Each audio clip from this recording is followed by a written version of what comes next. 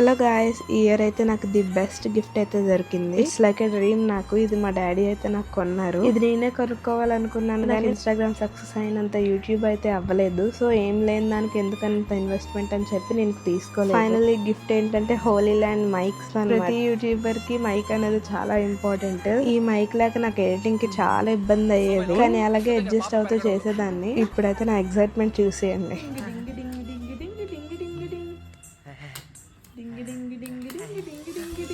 అమ్మో ఎంత బరువుందో.